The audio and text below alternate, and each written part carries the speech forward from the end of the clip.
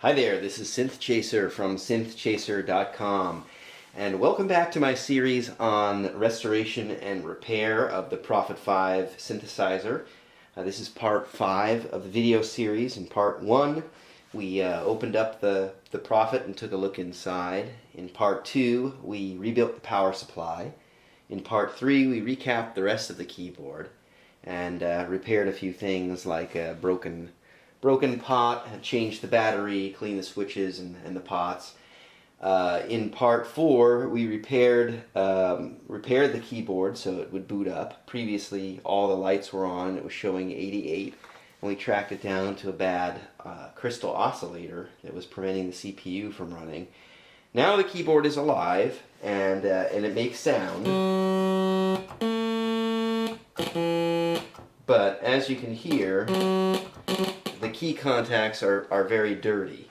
Also, the keyboard makes loud clacking noise when you press the keys. So in this video, we're going to be pulling the key bed out of the keyboard. We're going to be changing the bushings and cleaning the key contacts and the bus bars. So the first step is to open up the keyboard, and I showed how to do that in the first part of the video series, so I'm not going to show that again. So I've removed the screws from the bottom and the back panel, and then I can lift it into a service position like this. So for some simple bus bar cleaning or key contact adjustment, we can actually access everything we need pretty much from this position. But because we're going to be taking the keys off and replacing the bushings, we're going to remove this key bed assembly from the keyboard. So the first thing I'm going to do is I'm going to disconnect the upper assembly from the bottom panel with the power supply by disconnecting these connectors here, these 3 connectors, and then I'll be able to lift this up and clear the bottom. So I'm going to set the bottom aside for now. Next, I'll very gently disconnect this ribbon cable which connects the key bed to the rest of the keyboard.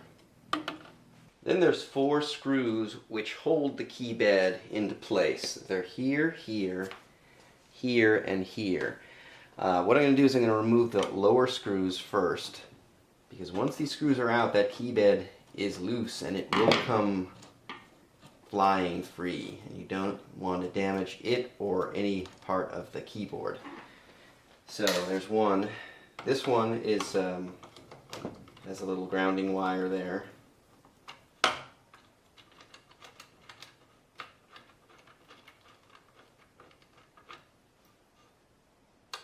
There's 2. And what I'm going to do, so this doesn't fall and damage anything, is I'm going to set this down and kind of position it over the edge of the bench to remove these last 2 screws. So here I've got the left side hanging over the bench, and I'll remove the screw on this side.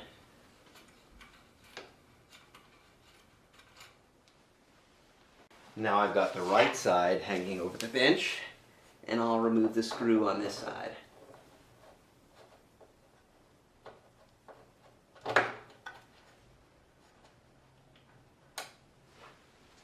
So with those 4 screws removed, I've removed everything that's holding this key bed into place. And I can tilt it up and slide it forward gently so it clears the front lip of the case. And then remove the key bed, like such.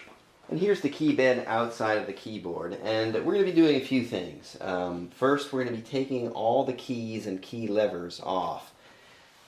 These keys, I mean, they're dirty, but they're not so dirty that I'm going to need to soak them to get them clean. If I did want to soak them, I'd actually have to remove the black and white keycaps, the plastic keycaps, by taking these screws off here, and then I toss them in a bucket of warm soapy water and let them sit, and I scrub them with a brush and I dry them.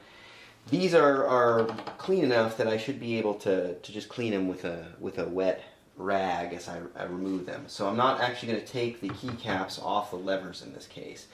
But in order to change the bushings, which are underneath I am going to need to remove all the keys and their associated levers.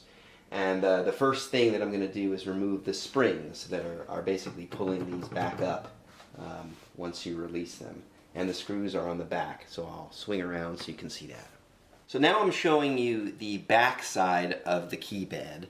And what you're looking at are these springs, which apply tension from the key lever to the key bed. And basically they're what cause the key to spring back up when you release it. And we're going to need to remove these springs in order to take the keys off, because otherwise they're attached to the key bed. And if you'll notice, there's a couple different colors here. So there's the red colored springs, which are for the white keys, and there's blue colored springs, which are for the black keys. The springs are different. They have different tensions, and they need to be kept separate when you take them off. You need to go back on the right keys.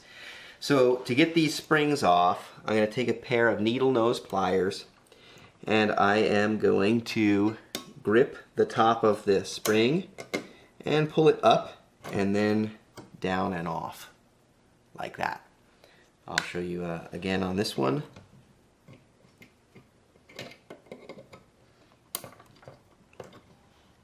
Just like that. And you don't want to stretch these out or damage them or have them go shooting off into yours or someone else's eye. So take care when taking these off. So now I'm going to pull the rest of them off, and I'll sort them by spring color.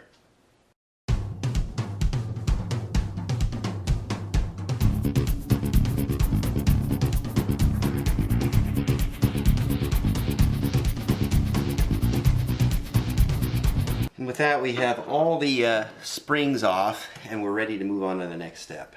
The next thing we're going to do is we're going to pop the key levers off. So we pull it up on the back and we slide it forward to clear the key stop, which has the old bushing here. And I'm just going to take the keys off and leave them in the same order that they were when I pulled them off. So sometimes they won't come off very easily. And what you can do is take a pair of flat nose pliers and grip this little nub here and gently twist it a tiny bit. And then the key will come off. So you might have to take the white keys off before you can get the black keys off. But I'm going to go through now and take the rest of the keys off, and I'll show you in fast motion.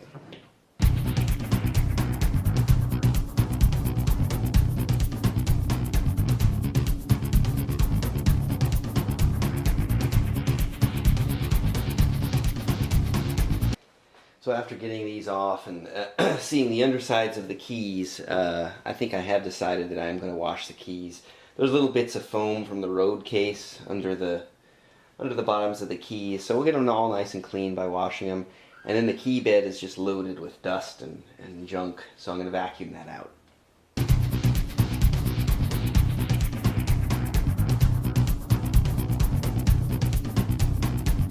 So since I decided to clean the keys, I'm going to remove the keycaps with a screwdriver. So I'm going to remove each black screw here. This would have been easier to do before I removed the key levers from the keyboard. So just remove the screw, set it aside, and then just peel the key off. And I'm going to toss it here in my key washing bucket. And I'm going to repeat this process for all the keys.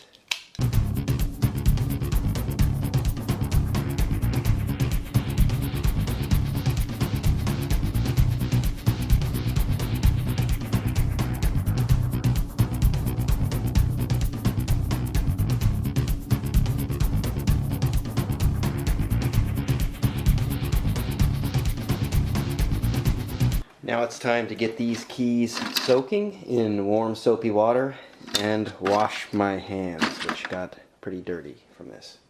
So while the keys are soaking, I'm going to remove the old bushings.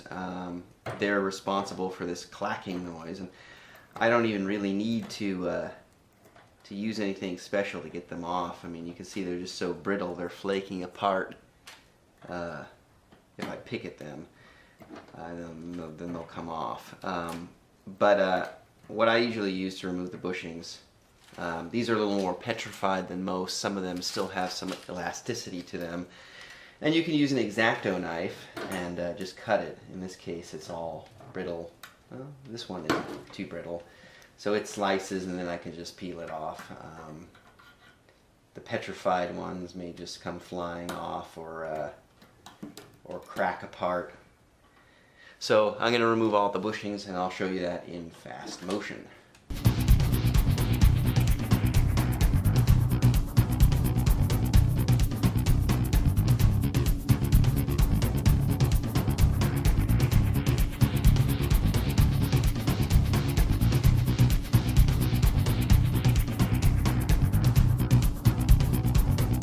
So with the bushings off, the next thing we're going to do is we're going to turn the key bed over, and we're going to clean the bus bar and take a look at the key contacts. So when you turn this over, you're going to want to lift it from front to back, because there are these little plastic caps that connect to the key lever here that basically pull this these little wires against the bus bar. The bus bar is this bar that runs horizontally across the key bed, and if you turn it over the other way, these might slide off the end of the key contact wires. So I had done another video previously where I restored an OBXA, and I showed the key bed restoration for that. And this is pretty much the same process. Someone commented recently in the video for that one and asked, well, how do you clean these wires, these key contact wires? And in this case, they look pretty good, but from time to time I come across ones that look grimy, dirty, or that need to be cleaned. And cleaning them, I mean, you can get in there and clean them. It's difficult, but you can maneuver in there. If you wanted to do a really thorough job of cleaning them, you'd have to pull this circuit board. So there's little PCB standoffs, and you'd release those. And then you'd have to desolder these wires that connect the circuit board to the bus bar. They're soldered on here at various points throughout the bus bar.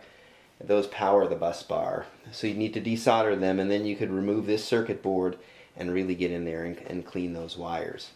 So for cleaning these bus bars, we have a few different approaches. One of them would be to actually replace the bus bar. So here I have some replacement bars, so we'd have to desolder the connection to the circuit board and slide those out and install the new ones. And in some cases, when they're beat up and bent and damaged, I'll do that. In this case, I mean, it just looks a little oxidized, so we can clean it. And I find that chemical cleaning of it doesn't do a good enough job. So alcohol, deoxit, those types of things really don't work on cleaning this. You need to use some kind of very mild abrasive, like an eraser, like a pencil eraser, or very fine steel wool. So today I'm opting to clean this with a very fine steel wool. And what I'm going to do is I'm going to wrap it around the bus bar, and just gently cleaning it without bending these key contact wires. And remember, it's actually the surface on the bottom that you're trying to get clean, not this stuff on the top. You want to clean where it makes contact with these wires.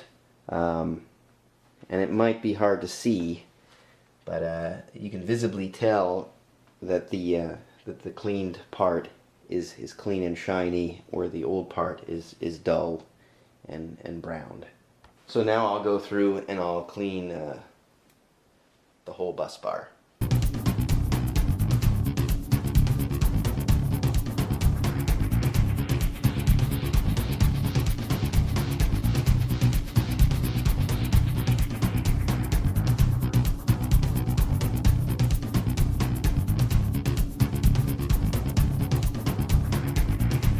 And since the steel wool leaves little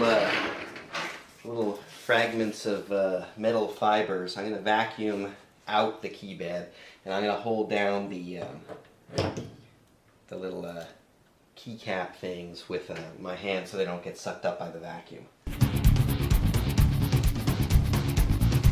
So if there were any key contact wires that look dirty, I could clean them at this point with a pencil eraser. I just kind of gently push it down and clean it up like such. The risk of doing it this way is if you apply too much pressure, you can bend the wire, and you want to keep these as straight as possible, so the timing when you press a key to when it makes contact to the bus bar is consistent from note to note. So the next thing we're going to do before we install the bushings is we're going to make sure that the key stops are all level. This will ensure that the keys are level and not all crooked looking once we put everything back together. So the way that we do that is we have to make sure that all of these are level. So we take a straight edge and set it down across the key bed, and then make adjustments to the key stops. Oops. Make adjustments to the key stops with some flat nose pliers until we get the key bed entirely level.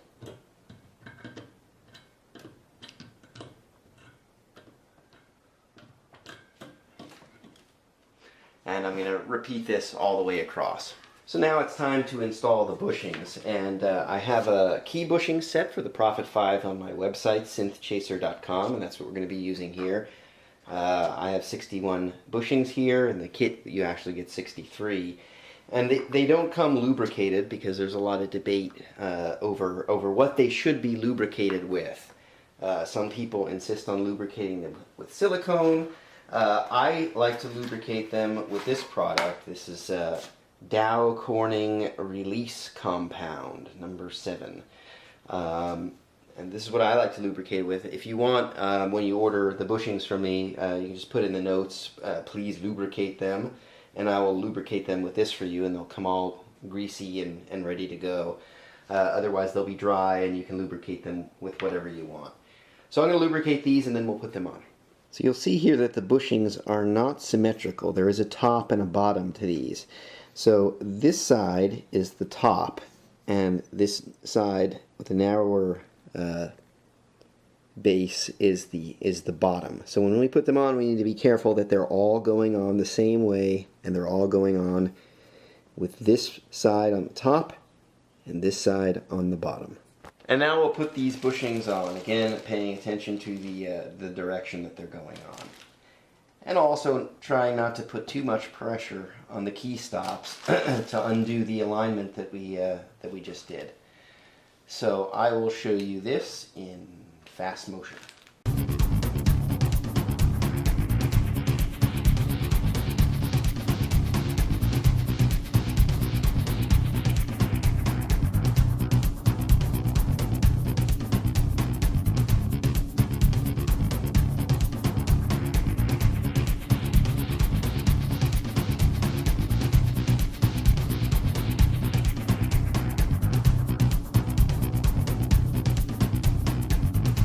And now all the bushings are installed. Now I'll put the key levers back on, and remember that the long lever is for a white keycap and the short lever is for a black keycap.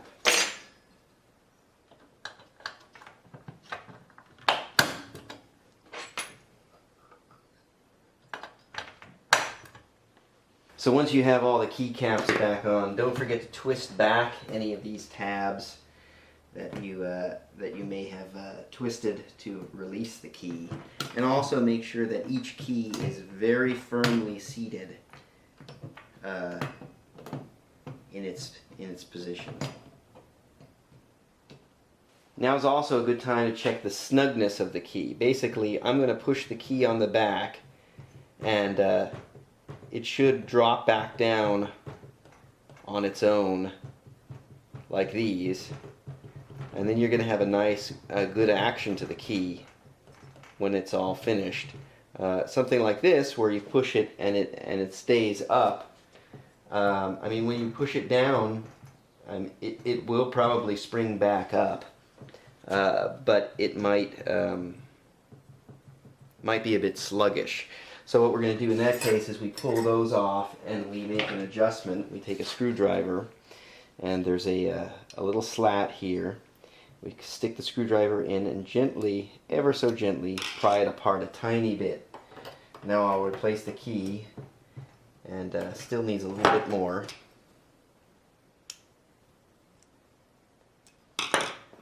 And you don't want to do this with the keycaps on because you might crack the plastic. But now when I press the back of the key, it'll drop back down on its own. So I'm going to go through and confirm and adjust all the keys to make sure that they're going to have nice action to them. So with all the key levers installed and moving freely, now it's time to reinstall the springs. So I'll move the camera around back so you can see what I'm doing. So again, remembering that the red springs go on the long key levers, which are for white keys, and the blue springs go on the short key levers, which are for the black keys. We're gonna put these back, and very clearly you can see that there's make sure you can see these. There's distinct sides to this spring. There's an open hook, which is going to hook onto the bottom of the key bed, and there's a closed loop, which is going to catch on a little this little tab here on the key lever. So I'm going to start by sticking the open end into the appropriate hole, and then I'm going to grab with my needle nose pliers the closed end and push it there onto the key. So now I've got a nice springy, smooth action on this key. So I'll do one more. Hopefully my fingers aren't blocking too much of what I'm doing, and you can see. So I'm catching this on the bottom of the key bed, and then I'm stretching the spring and pushing it there onto the key lever. Now we'll repeat this process for a total of 61 times, and we'll be pretty sore when we're done with this.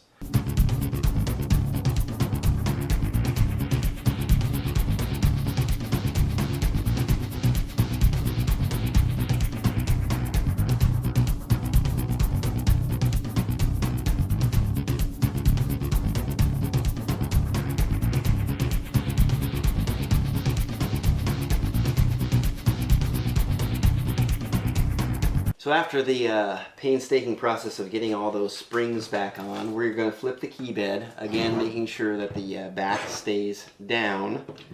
And now we're going to reattach all of these little plastic cups to each key, making sure that the wire is underneath the bus bar, and we'll just put all those in.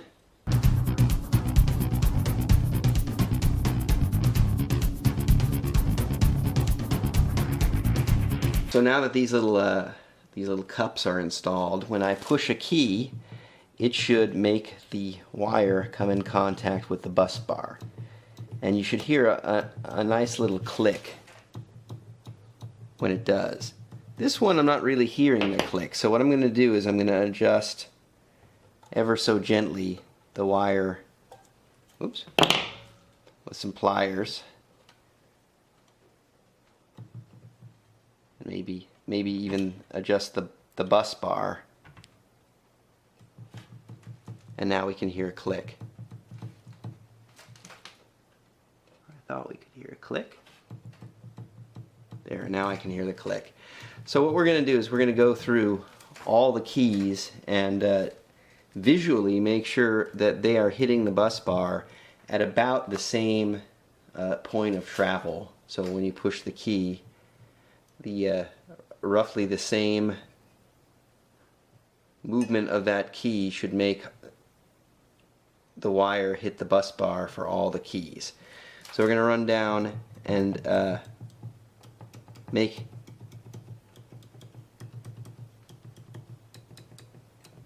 make any adjustments that are needed now while we're waiting for those keys to dry before we put this back in. We can fine-tune this adjustment later once the key bed is back in the keyboard.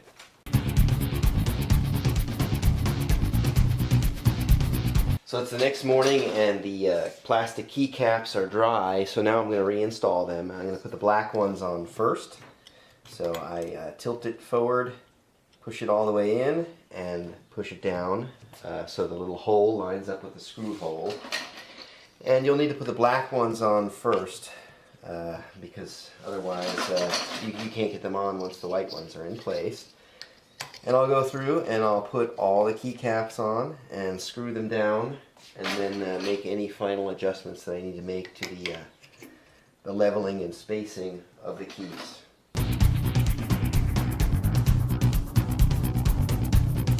One thing I'll note, when you get to the white keys, these keys are different shapes. I'm sure you'll notice that, and they correspond to specific notes. And the letter of the note is written underneath the key there. You might not be able to see it in the video, but it's there.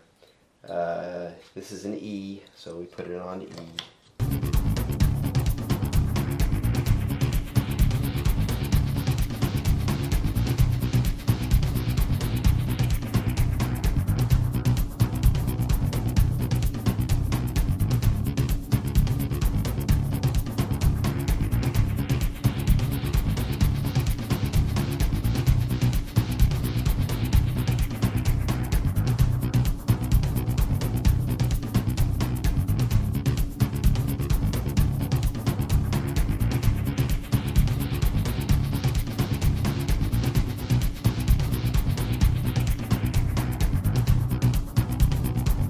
And when you're done, you should have a nice, clean, reasonably level looking key bed ready to go back into the keyboard. Do go through and exercise all the keys, make sure none of them are making noise. If that's the case, you may not have seated the keycap properly, or the keycap could be damaged. Now I'm going to put it back into the case and screw in the 4 screws that I took out earlier.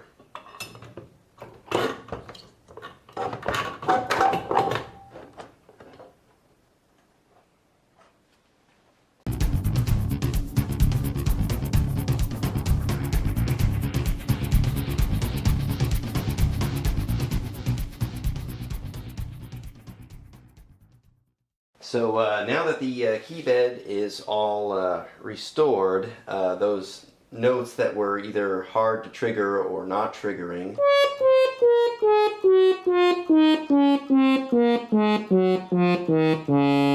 are all working like champs. And now what I can do is I can go through the keyboard. I'll put the knobs back on. I'll go through the keyboard and test all the functionality and see if there's anything else that we need to repair. And if there is, we'll do those repairs in the next video. Otherwise, we'll move on to the calibration in the next video. The key bushing set that I used to refurbish the keyboard is available on my website, synthchaser.com.